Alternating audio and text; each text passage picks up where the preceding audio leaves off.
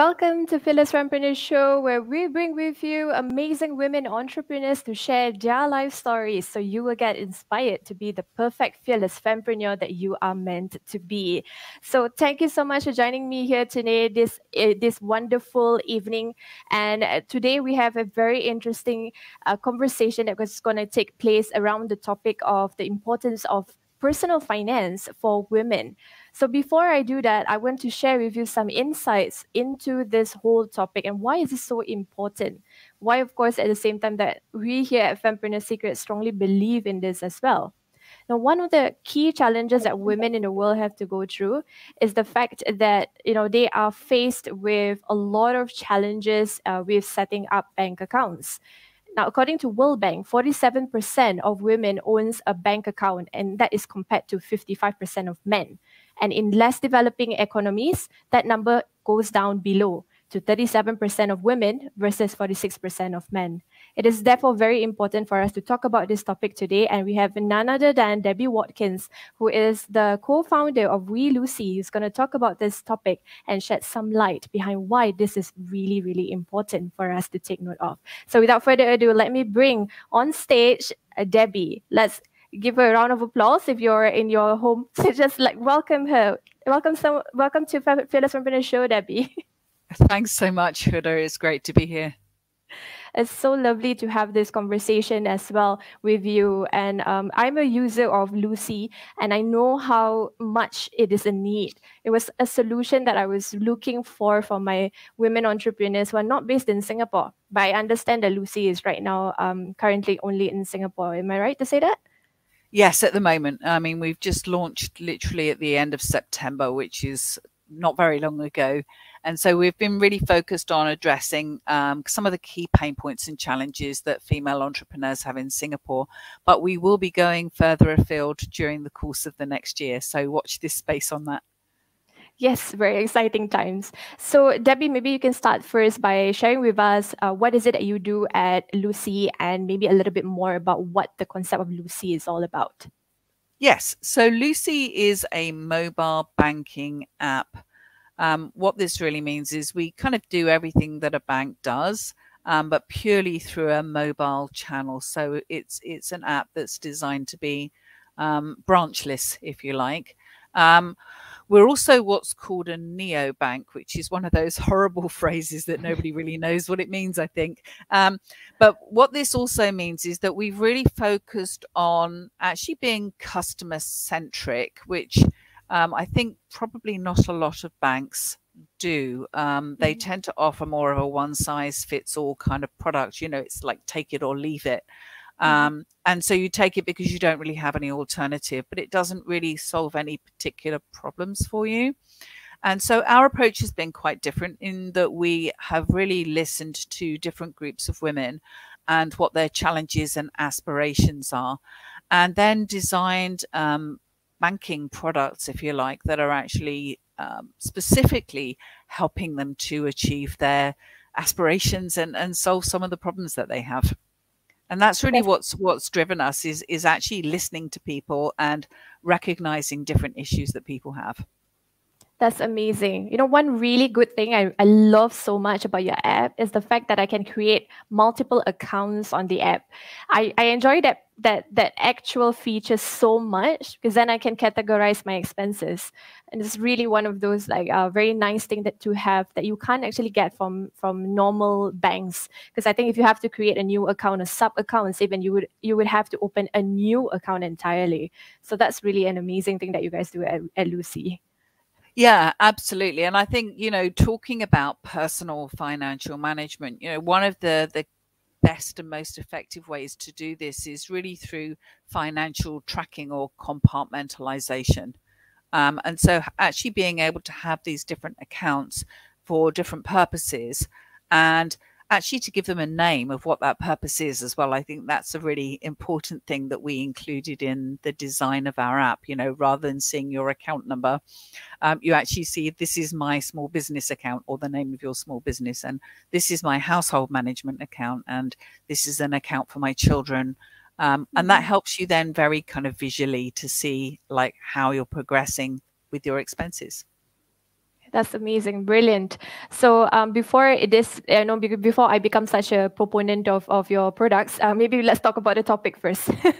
So right now we can get started with the first question that we want to ask you, which is, what about financial management that is important for women, and how should we go about this in our personal finance? Well, I think women face some quite unique challenges. One of the ways that I like to describe it is that you're the CEO of your household. Lovely. Right? You're also the CFO of your household.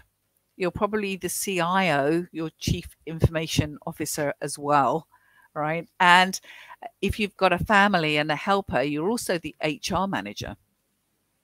Right, so you've got all these multiple roles, and possibly you've got a full-time job as well, or you're managing a small business. So I think women disproportionately have so many more things to juggle and to try and keep track of at the same time. And so really keeping an eye on the budget and not letting different types of costs run away with themselves. Or what you often have, of course, is sort of getting near the end of the month and thinking, where's all the money gone? And not really knowing where it's gone, right?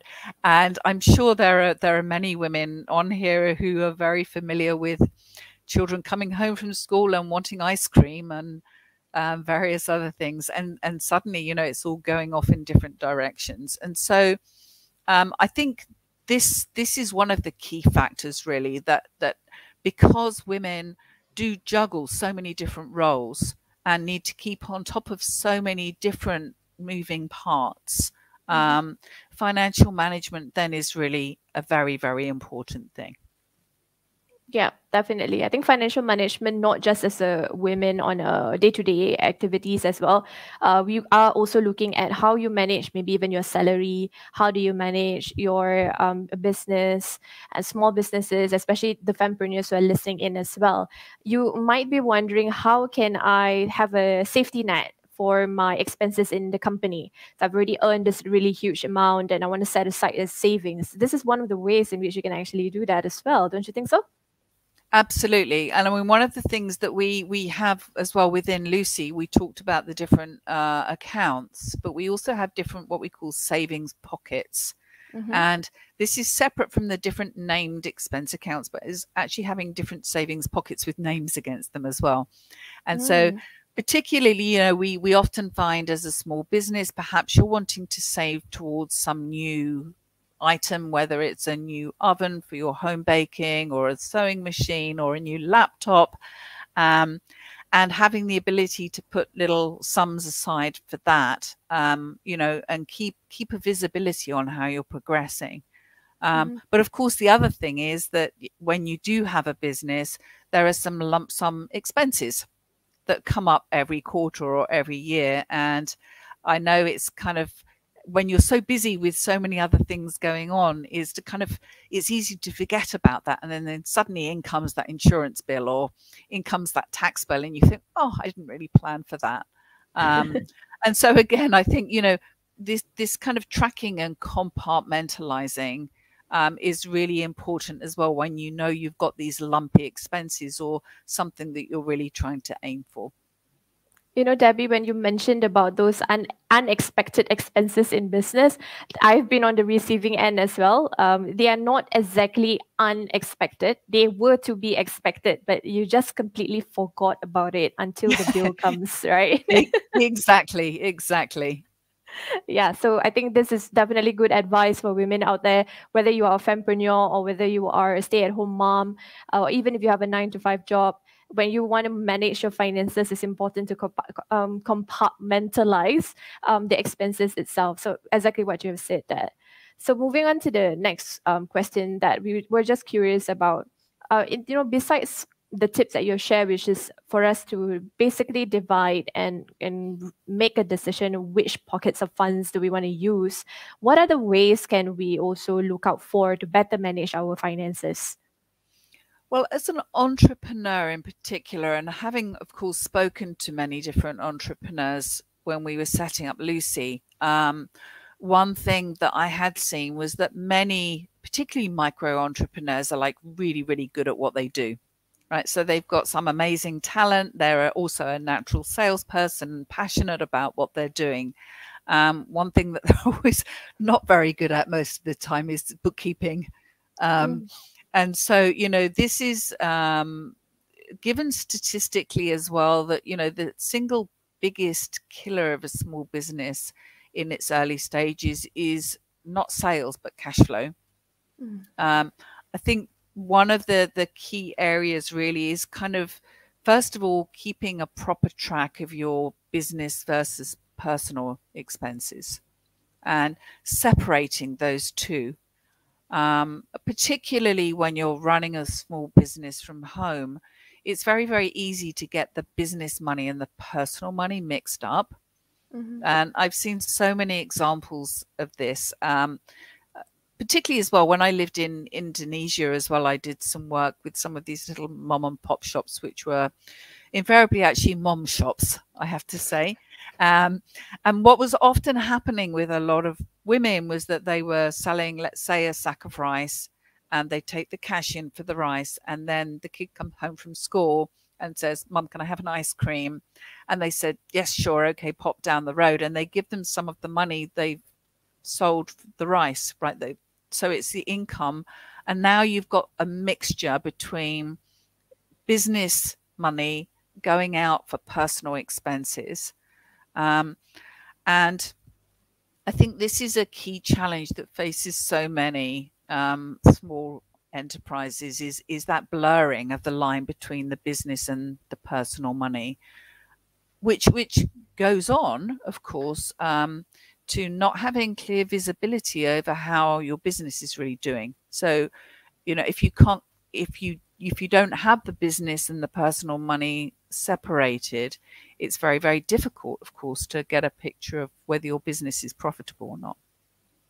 That's really true. I completely agree with what you have just shared, because like you as well, I do see this happening a lot in small businesses, especially home-based businesses. So as a baker, as someone who's selling handicrafts, you take the money and then you're actually earning that money for the business, but immediately when your maybe diapers run out, and then you take the money from there and then you use it to buy diapers. But diapers is not a business expense, it is actually a personal expense. And as a result of it, what happens is that you're always questioning, how come I'm not earning enough in my company when I've put in so much marketing effort to bring in the company's sales? That's actually where the leakage happens, right? Yeah, I think Exactly. this is one of the things that you have just shared. We really, really need to look more deeply into how we manage our finances in business as well as in our personal lives. I love your response over there, Debbie. Yes, and actually there's the converse situation as well. I'm particularly thinking about bakers, where they will go to the shop, the supermarket or whatever, and buy the baking ingredients and the meal for dinner tonight using the same account and the same money, right? And so actually that's the opposite now. What you've got is what were business expenses but have been absorbed into personal money. So that can have the opposite effect now, that you think you're being more profitable with your business than you really are, and then wondering where your personal money's gone. Yeah. So it's a two-sided problem, I think.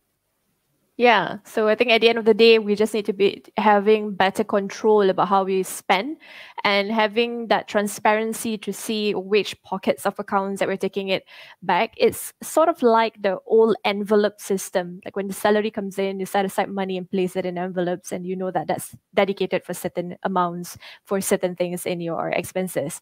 So I feel that Lucy has that in the apps as well. So make it feels as though it's like an envelope just to fill in all the necessary expenses of your life. Yes, exactly. And where that idea came from in general actually was from the sort of many countries that I've worked in. And I've worked in about 35 countries in the last 20 years, literally everywhere, sort of across Africa and Asia and the Middle East as well. And one thing that I did see with the low-income populations that I was working with in those countries was the jars. with a label on, right? So this is a jar for the school fees, and this is a jar I'm saving up for my daughter's wedding, and this is a jar for weekend treats. And so the concept of these pockets was really based around that. Mm.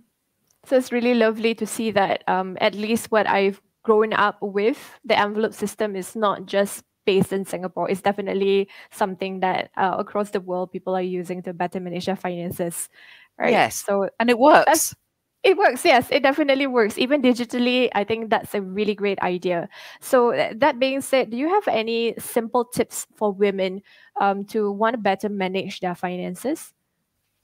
Well, I think, say, going back to what I was saying was about the keeping things separate, I think is like one of the key things.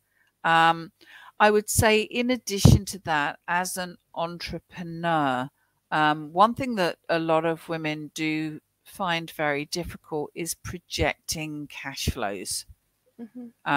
So actually anticipating what's coming in and what's going out.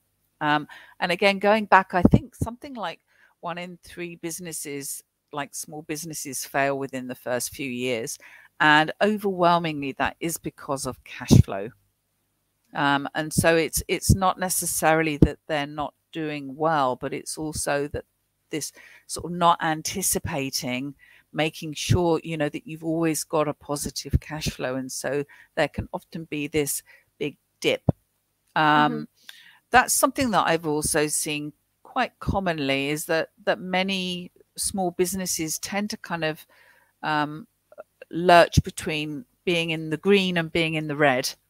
And the problem, of course, is when you get into the red, it could only be for a short time because you're waiting for some revenue to come in here.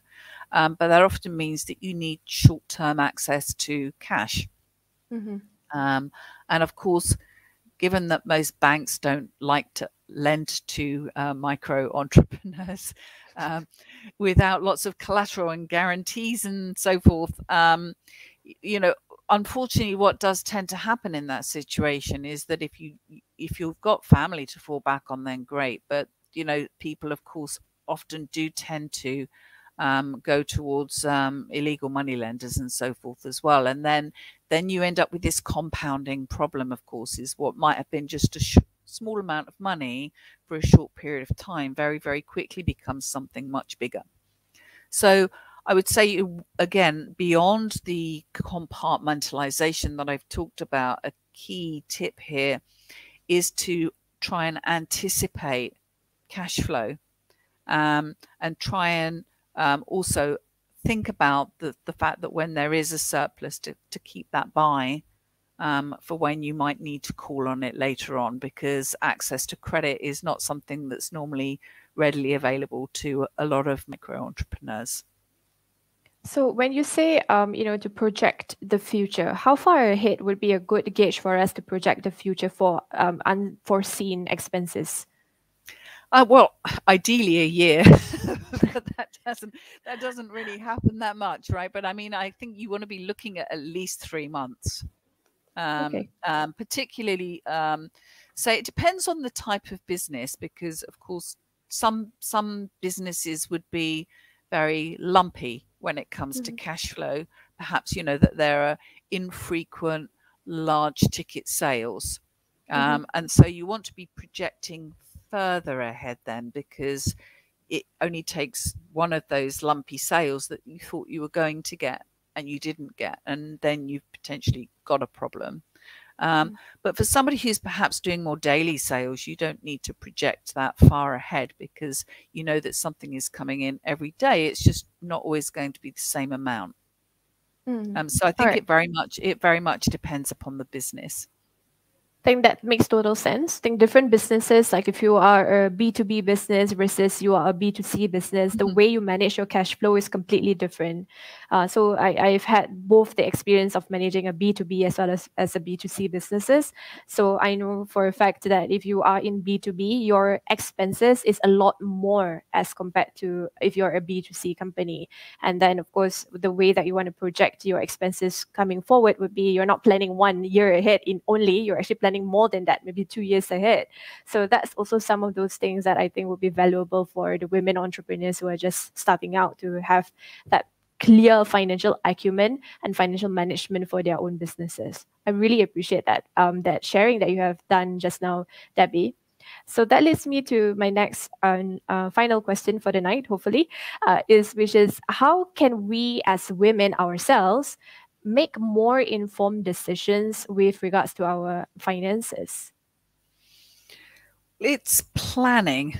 I know planning is such a difficult thing to do, but really looking at different categories, right? So you've got, I think you can put things into like absolutely essential is first of all, right? So how do we categorize absolutely essential? Well, that's the roof over your head, right? So if you're thinking about how you set money aside, it should be in that kind of sequence of importance, right? So obviously the most important thing is to make sure that there's always money to pay your rent or your mortgage or whatever, right?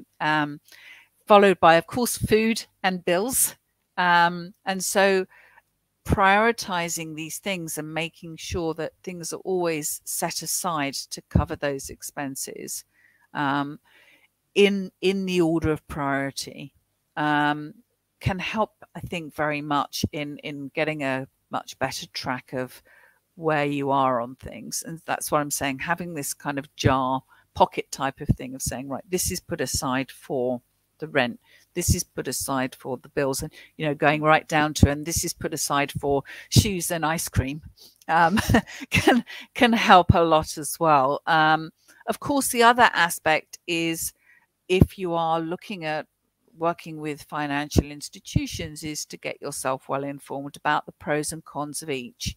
And there are often hidden costs buried somewhere in the small print that can mount up or catch you by surprise if you're not expecting them. So, you know, a lot of banks in Singapore have minimum average balances, or, you know, fall below amounts that you're not allowed to fall below, particularly with business accounts. Yeah. You know, and I know that we actually pay, I think, 50 cents per fast transaction, right? And so, you know, it's these things again that are unnecessary expenses if you kind of plan these kind of things a little bit more in advance. Yes, I agree with you. We switched banks actually for corporate banks because of that 50 cents for fast transactions. Yeah. So I think that's also one of the considerations when it comes to maintaining your expenses. Try to put the expenses as much as you can within the cost of running the operations and even in the running of the business itself, right? Yes. Okay. So I have one curious member in my private community who was just wondering that 35 countries that you have been, which countries were you know, the most amazing that you have actually been to? Wow. Okay, gosh, where to start? Okay, well, I think there's one that's at top of the list, which is Georgia. And I have to say, Tbilisi is like one of my favorite places anywhere. I'm a one-person Georgian tourist board. I tell everybody you should go there. It's lovely. It's kind of quite easy to get to. Fantastic scenery. Amazing mixture of really, really old buildings like 14th century, and then Soviet bloc kind of 70s brutalist architecture, and then some really amazing new things as well. It kind of manages to mix all of this up together. So that would be definitely at the top of the list. I've also got a bit of a soft spot for Ethiopia because I've been there so many times, probably about 20 times. So every time I kind of went back, it really felt a bit like home. Ethiopians are fantastic. It's got a really unique culture, quite different from a lot of other African countries. And I think that's because, as Ethiopians like to very proudly tell me, that they sort of were never sort of colonized by anybody else. And so, but it's also quite unique in that it's at quite high altitude compared to many other places. So it's like quite cool most of the time. It's like British springtime the year round. But so many interesting places, I must say, I've been to. Sierra Leone stands out. just because it was like no one else had ever been there. Papua New Guinea, because it was not as awful as everyone told me it would be. But really, I mean, I think everywhere I've been has just been so different and varied. And just because a lot of the work that I've done has really been on the ground, focused on financial inclusion, it really gave me that opportunity to not be a tourist and to actually get out there in rural areas and talk to farmers and understand about people's lives, which is, I think, really adds a kind of much more of a richness to just like visiting countries. Yes, that's amazing that you've seen all these cultures and immersed in the cultures. I think that's what traveling is all about. So if those of you who are watching right now, even the replay later on, if you're planning to actually set aside some funds for travel, like once things get better, of course, why not check out Lucy and then set aside a pocket fund for that? That's also a great way for you to set aside your personal finances for that. Okay, so how can our listeners get in touch with you? Well, they can drop me a note on our website, which is www.welucy.com. There's a contact us page in there that comes straight through to me as well. So I'll be quite happy to answer any questions that anybody may have. Of course, you can send me a link on LinkedIn request. You can find me quite easily on LinkedIn. And so just sort of browse around our website, take a look. If you're in Singapore, of course, download the app. It's We Lucy in the app stores, and have an explore. Yeah, and of course, I think Lucy is going to have an event coming right up. Would you like to share a little bit about that? Yes, so next Thursday, actually, on the 17th, is the first of our third Thursdays. It's a bit of a tongue twister, which was intentional. And what we're actually doing is having kind of like an open house workshop in our offices in Singapore, which are right in the middle by City Hall. We're doing an workshop hosted by me for up to 20 women on the business model canvas, which I'm sure probably a lot of people have at least seen, if not necessarily understood. I've actually hosted workshops on the business model canvas and value proposition design in about 6 or 7 different countries for a range of different businesses. And everybody that I have worked with has really found understanding it quite a revelation in how to easily and visually really get a track on their business and its structure and its strategy, but also where the gaps are and how it could be improved. And so we're having a session from 9 in the morning until 1. On Thursday, it's completely free for anybody who's a Lucy customer. So all you need to do is to sign up for Lucy, get yourself registered. And once you're a Lucy customer, it's free to attend. And so, yeah, so again, I'd encourage everybody to have a look. We have a web page for that. We can send you some information on request. It's going to be a very practical session. I really don't believe in kind of just lecturing people. So there will be post-it notes and things to stick stuff on and lots of interactive dialogue as well. And hopefully everybody will go away like really feeling that they've learned something useful. Great, that's amazing. So if you are tired of online classes, if you are, you can go to this physical session with We Lucy, and Debbie will be the one hosting it. That would be a great chance and opportunity as well to interact, mingle, meet other like-minded women as well. So do check that out. We're going to drop the link inside the comments later on for all the platforms that this is on. So you will learn more about that later on, yeah?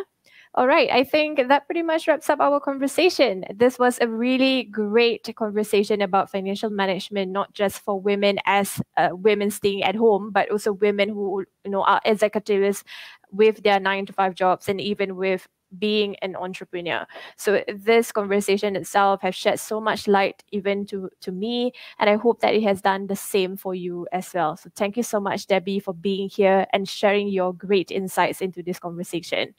Well, thanks so much indeed for the invitation. It was great to be here. Thank you so much. All right. So for the rest of you who are still here, thank you so much for listening. And remember to keep learning and keep believing in yourself because the world needs an inspiration just like you. And I'll see you soon. Stay fearless. Bye.